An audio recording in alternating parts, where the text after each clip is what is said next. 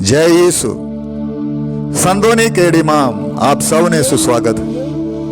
માથી 18:5 કહે છે, જે કોઈ આવા બાળકનો મારે નામે સ્વાગત કરે છે તે મારું જ સ્વાગત કરે છે.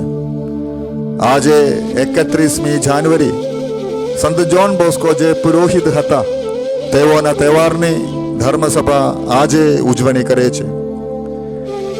ઇટાલીના તુરિન મહાધર્મ પ્રાંતમાં એક ગરીબ ખેડૂત કુટુંબમાં જોનનો જન્મ થયો. 20 વર્ષની ઉંમરે તેઓ સેમિનરીમાં જોડાયા. 1846માં પુરોહિત દીક્ષા પ્રાપ્ત કરી. પ્રારંભથી તેમનું સ્વપ્ન તરુણો અને કામદારોની સેવામાં પોતાનું જીવન અર્પી દેવાનું હતું અને એ સ્વપ્નને સાકાર કરવા તેઓ સતત પ્રયત્નશીલ રહ્યા. એ સમયે તુરિનમાં ઔદ્યોગિક ક્રાંતિને લઈને યુવા પેઢી સમક્ષ ઘણા પડકારો અને સમસ્યાઓ ઊભી થઈ હતી. જોને એક કળવણીકાર અને નેતા તરીકે શિક્ષણની પદ્ધતિની રચના કરી. વિરોધ વંડોળને મધ્યે પણ જોને જુદા જુદા ગ્રુપો જેમ કે ટ્રેડમેન, મજૂરો, આર્ટિસન્સ વગેરે માટે સેમિનાર અને વર્કશોપ શરૂ કર્યા. ઈસવીસન 1868માં લગભગ 800 વિદ્યાર્થીઓ તેમની આ નવી શિક્ષણ પદ્ધતિનો લાભ લેતા થઈ ગયા. આ કાર્ય ચાલુ રહે એટલા માટે જોન બોસ્કો એ સેલેશિયન સંઘની સ્થાપના કરી. બહેનો માટે પણ સાધ્વી સંઘ સ્થાપ્યો.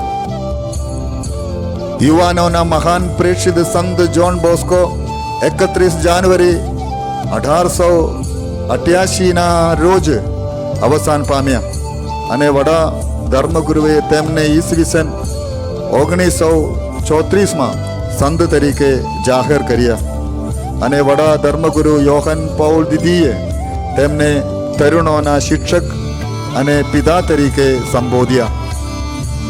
એ દયાળુ પિતા પરમેશ્વર, તમારી વિશેષ કૃપાથી સંત જોન તરુણોના પિતા અને ગુરુ બન્યા.